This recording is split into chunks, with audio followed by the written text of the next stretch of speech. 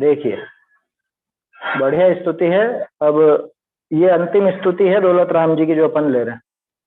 आप देखोगे तो बहुत सारी जिनवाणी स्तुति के नाम से जरूर प्रचलित हैं दौलत राम जी की, लेकिन वो सब जिनवाणी स्तुति नहीं है, बल्कि जिनवाणी के अभ्यास की प्रेरणा है। इसमें भी प्रेरणा तो है ही सही, लेकिन इसमें स्तवन भी है।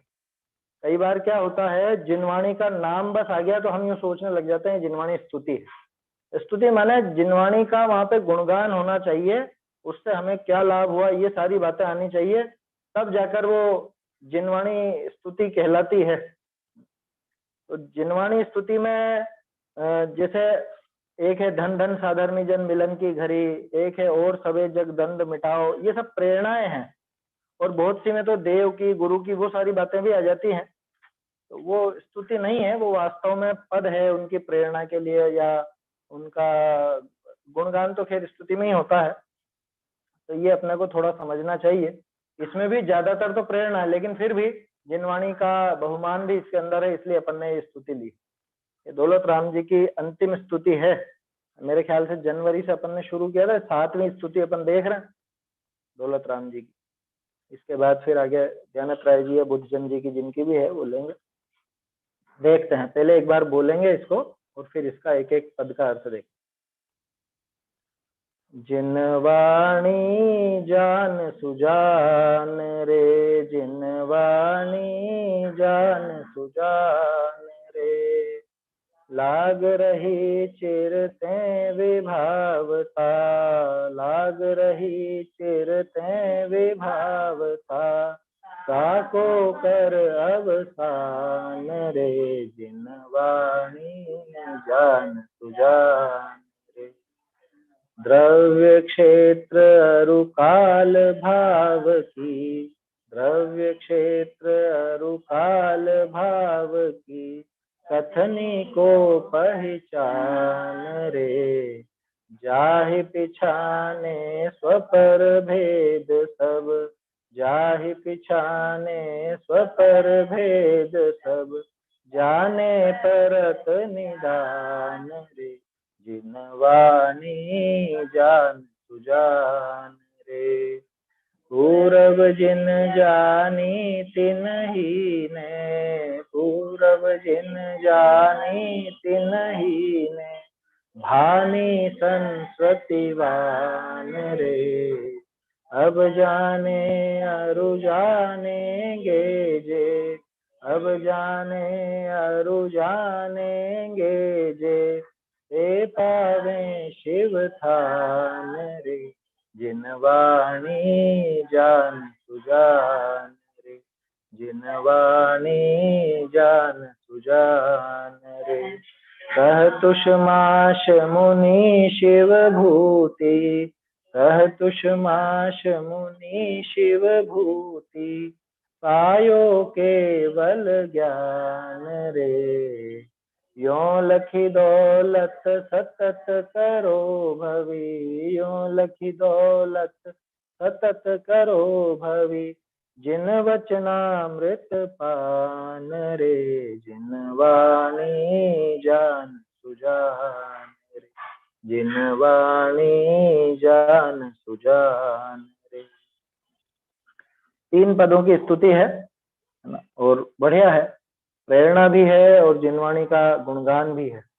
क्या कह रहे हैं, जिनवाणी जान सुजान रे। सुजान माने समझदार, सुजान नाम रखते हैं ना बहुत से लोग। सुजान माने चतुर।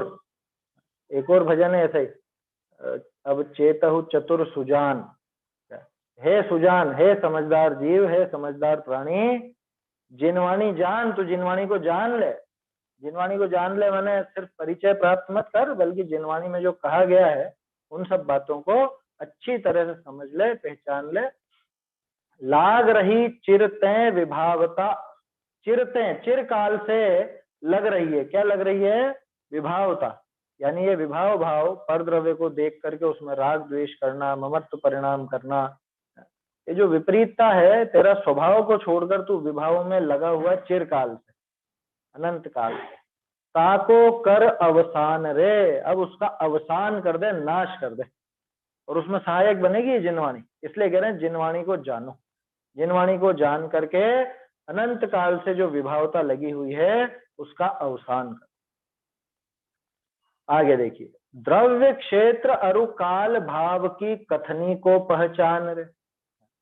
ये चारों जो चतुष्टय हैं प्रत्येक द्रव्य के, द्रव्य क्षेत्र काल भाव, इनकी कथनी को पहचानो, यानी वस्तु स्वभाव को पहचानो, वस्तु स्वभाव को पहचानो। अथवा ये जो द्रव्य क्षेत्र काल भाव ऐसा नाम लिया, तो इनकी कथनी को पहचानो माने इनकी अलग अलग जो अपेक्षाएं हैं वो भी पहचानो, क्योंकि कहीं पे कैसी द्रव्य की मुख्यता से बात है, कहीं पर्याय की मुख्यता से बात है, तो उनको भली भांति समझना चाहिए, पहचानना चाहिए। क्या होगा पहचानने से?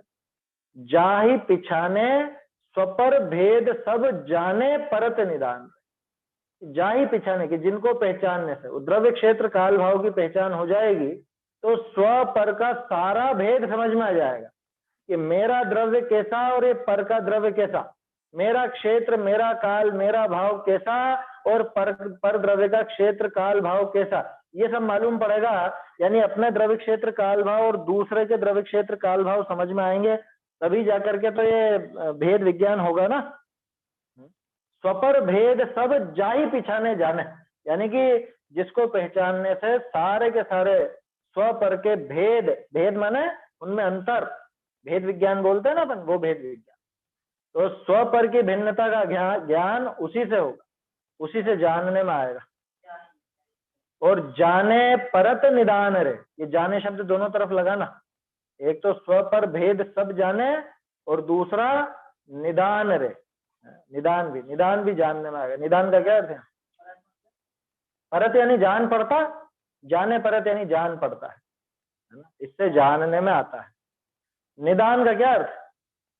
यहाँ निदान बंद नहीं लेना है, निदान जैसे बोलते हैं ना डायग्नोसिस, निदान केंद्र, तो पूरी चेकअप होता, पूरा चेकअप होता है अपने शरीर का, और कौन सी बीमारी किस कारण से हुई है, उसका कारण क्या रहा और उसका क्या स्वरूप है, कैसी गड़बड़ हो रही है और उसको कैसे निकाला जाएगा, कैसे खत्म किया जाएगा उस बीमारी, ये सारी चीजें उस निदान में आ जाती। निदान में कारण, स्वरूप, फल और उसका निराकरण, ये सब चीजें शामिल है निदान में।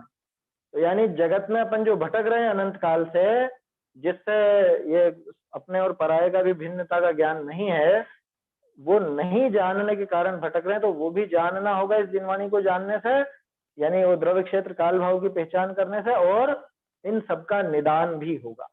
निदान बंध वाला अर्थ नहीं लेना यहाँ पर, निदान का अर्थ यहाँ पे वो डायग्नोसिस एक तरह से, यानी उसका पूरा नहीं। निरोग धाम तो अलग चीज हो गई, निरोग धाम नहीं है। निदान माने तो देखो, निदान का अर्थ कारण भी होता है और निदान का अर्थ उपाय भी होता है।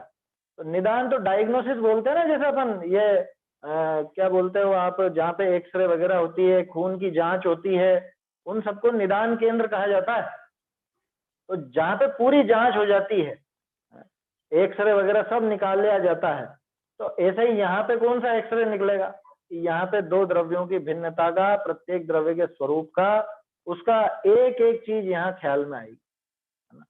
यहाँ पे अपने को वो रोग किस कारण से हुआ, माने वो विभाव किस कारण से हुआ, वो विभाव का स्वरूप क्या है, उस विभाव से हमारी कैसी दशा हो रही है, उस विभाव के आगे क्या फल होंगे, अथवा उस विभाव को नाश कैसे किया जाए, ये सारी जो डिटेल है, ये सारी डिटेल निदान शब्द में गर्भित है। तो उनसे वो सब निदान जानने में आता है। किससे? द्रव्य क्षेत्र काल भाव को पहचानना है। और द्रव्य क्षेत्र काल भाव कब पहचाने जाएंगे? कि जब जिनवाणी को जानेगा। इसलिए जिनवाणी का अभ्यास करने की प्रेरणा दी जाती है। ठीक है ना, ये पहला छंद है। अब देखो आगे बहुत सुंदर प्रयोग है। दौलत राम जी ने तो ऐसे प्रयोग 4-5 जगह किए। पहले 3 जगह तो मैंने नोट कराई थी आप लोगों को। पूरब जिन जानी तिन ही ने भानी संस्कृति वान रे। पूरब जिन जानी, कि जिन्होंने पहले जाना है इसको, जिनवाणी को जिन्होंने पहले जाना, द्रव्य क्षेत्र काल भाव को, स्व पर के भेद को, उस निदान को जिन्होंने पहले जाना, उन्होंने ही भानी यानी नष्ट कर दी, भांज दी, संस्कृति वान। संस्कृति माने संसार, और बान मतलब आदत या परंपरा, कि संसार की जो ये परंपरा पड़ी हुई है, ये संसरण की आदत पड़ी हुई है इस जीव की, ये परंपरा जो चल रही है इस संसार की भटकने की, उसको भान दिया, नष्ट कर दिया। किसने?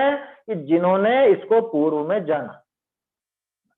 पूर्व जिन जानी, पूर्व में जिन्होंने इस जिनवाणी को जाना, तिन्ही ने, उन्होंने ही, 100% पक्की बात है, उनके अलावा कोई दूसरा जीव हो ही नहीं सकता। जिनवाणी का अभ्यास करे बिना, शास्त्र अभ्यास करे बिना, शास्त्रों को समझे बिना आज तक कोई जीव मोक्ष नहीं गया। आज तक ये संस्कृति का बान माने खोटी आदत होता है ना, तो ये संसार की जो खोटी आदत पड़ी हुई है, इसको भटकने की आदत पड़ी हुई है, इस आदत को उन्हीं जीवों ने नष्ट किया। अब जाने अरु जानेंगे जे, तीनों आ गए ना, पूर्व जिन जानी, अब जाने अरु जानेंगे, अभी जो जान रहे हैं और भविष्य में जो जानेंगे, ते पावे शिव स्थान, वही मोक्ष का स्थान, वही मोक्ष पा सकते हैं, पाते हैं, कोई और नहीं पा सकता। बता दो, 3 काल के इतिहास में उठा करके बता दो कि कोई जीव जिनवाणी का अभ्यास किए बिना या शास्त्रों का अभ्यास किए बिना ही मुक्त हो गया। यहाँ अभ्यास का अर्थ पूरा पढ़ने से मत लेना है ना, जिनवाणी की बात पर विचार किए बिना, अरे सम्यक दर्शन आदि का प्रारंभ ही नहीं होगा बिना जिनवाणी के। तो पूर्व जिन जानी तिन्ही ने भानी संस्कृति वान रे, और अब जाने अरु जानेंगे जे, ते पावे शिव। ये त्रिकाल का जो प्रयोग है ना, ऐसा दौलत राम जी ने बहुत जगह किया। जे पूरब शिव गए जाहि अरु आगे जे हैं, है ना, सो सब महिमा ज्ञान तनि मुनिनाथ कहे। वहां भी ऐसी बात है, वहां पे असली ज्ञान स्वभाव के आश्रय की बात है, और यहाँ पे जिनवाणी के द्वारा ज्ञान की बात है। और जे पूरब शिव गए जाहि अरु फिर जे हैं, यह नियत करो आत्म रूप अनुपम अद्भुत, उसके अंदर भी है, पूरब शिव को गए जाहि अरु फिर जे हैं, यह नियत करो। और उसमें भी तो है देव स्तुति में, उसके अंदर क्या है, वो तो 6 डाला का है। जिनवाणी स्तुति के अंदर भी अपने सकल गे गया एक वाली में भी। अब देखो वो पंक्ति ध्यान नहीं आ रही अभी। ऐसे ही ये चौथा प्रयोग यहाँ पे देख लो, है ना, और भी जगह उन्होंने प्रयोग किया है, दौलत राम जी ने इस तरह के प्रयोग बहुत किए। हाँ, शिव गए जाहि जय है सदैव, ऐसा वो स्तुति में। देखिए, तो यहाँ पे भी ऐसा ही प्रयोग है कि कौन जाएगा, कौन जा चुका है, कौन जा रहा है, कि जिन्होंने जिनवाणी का अभ्यास किया, जिन्होंने ज्ञान का अभ्यास किया, वही वास्तव में उस संसार का नाश करके और मोक्ष स्थान को पाए हैं, पा रहे हैं, पाएंगे। अंतिम पद है, कह तुष माश मुनि शिव भूति, 100 नंबर पेज पर, कह तुष माश मुनि शिव भूति। यहाँ सुनी है क्या? सुनी नहीं है, मुनि है यहाँ, सुधार लेना किसी के सुनी लिखा हो तो, सुनी गलत है, मुनि है। कह तुष माश, तुष माश कह करके, ये भाव पहाड़ की गाथा आने वाली है, तुष मासम घोषंतो, ऐसा आएगा, नामेण या शिव भूई, और मोक्ष स्थान को स्फुट प्रकट ही तत्काल प्राप्त किया, ऐसी गाथा आएगी। कह तुषमाश मुनि शिवभूति, शिवभूति मुनिराज तुषमाश कह करके, मतलब तुषमाश की वो जो तुषमाश भिन्नम था, इतने मात्र से ही उन्होंने पायो केवल ज्ञान रे, वो केवल ज्ञान को पा गए। यो लखी, ऐसा देख करके, क्या देख करके, सोचो एक तुषमाश भिन्नम, इतने मात्र में उन्होंने सिर्फ भिन्नता की बात आई थी, उतनी बात मात्र को पकड़ करके केवल ज्ञान पा लिया। यो लखी दौलत, ऐसा देख करके दौलत राम जी कह रहे हैं, सतत करो भवी, हे भव्य जीव, सतत करो, लगातार करो, निरंतर करो, क्या करो, जिन वचनामृत पान रे, जिन वचन रूपी अमृत का पान करो। जिनेंद्र भगवान के जो वचन है, जिनवाणी है, ये जिनवाणी रूपी अमृत का सतत निरंतर पान करते रहो, हे भव्य जीवों, निरंतर इसका पान। ऐसा दौलत राम जी के भाई, जब एक शिवभूति मुनिराज सिर्फ तुषमाश भिन्नम, इतना मात्र कहकर का अर्थ, उससे उन्होंने भेद ज्ञान को प्रकट कर लिया, उससे केवल ज्ञान पा लिया, तो तुम जिनवाणी का अभ्यास करोगे तो क्या मोक्ष नहीं पाओगे? पा ही जाओगे। इसलिए कह रहे हैं कि निरंतर जिनवाणी का पान करो, जिनवाणी का अभ्यास करो, उसको समझो, पढ़ो, सीखो, गंभीरता से उस पर चिंतन मनन करो। ये दौलत राम जी का कथन है। तो ये जिनवाणी इतनी महान है, इसलिए कह रहे हैं कि जिनवाणी जान सुजान रे, जिनवाणी को जानो। हे सुजान, हे समझदार जीव, तो जिनवाणी का निरंतर अभ्यास कर, जिनवाणी को निरंतर भा। अभी 4 दिन तो अभ्यास नहीं हुआ ना है? ये 4 दिन तो हुआ, अपना अपना हुआ, जिसका जैसा भी हुआ। समझ में ही बात। स्वयं अपना अपना अभ्यास तो रखना ही चाहिए। ये कोई परस्पर बैठ करके ही जिनवाणी का अभ्यास होता हो ऐसा जरूरी नहीं है। सभा में बैठ करके ही आप जिनवाणी पढ़ सकते हो, सुन सकते हो, ऐसा कोई नियम नहीं। अरे शास्त्र ही नहीं हो तो जिनवाणी का अभ्यास हो जाता है, उसमें क्या बड़ी बात। शास्त्र के आधार से तो जिनवाणी का बाहरी अभ्यास होता है, अंतरंग अभ्यास तो जिनवाणी के बिना ही होगा। माने बाहर में शास्त्र वगैरह नहीं होंगे, एकांत में बैठकर आप जब चिंतन करोगे, या एकांत हो चाहे दूसरे लोग भी हों, लेकिन आपके अंदर में तो एकांत ही चल रहा हो, उस समय वास्तव में जिनवाणी का अभ्यास होता है। और उसी अभ्यास की यहाँ पे प्रेरणा। काफी सुंदर स्तुति है, आज से अपन यही बोला करेंगे। इसके पिछली वाली जो थी वो भी बहुत अच्छी थी, नित पीजियो धीधारी, उसमें सभी तरह की बात आ गई थी। बहुत सुंदर जिनवाणी स्तुतियां लिखी है सभी कवियों ने, इसका अभ्यास अपन किया।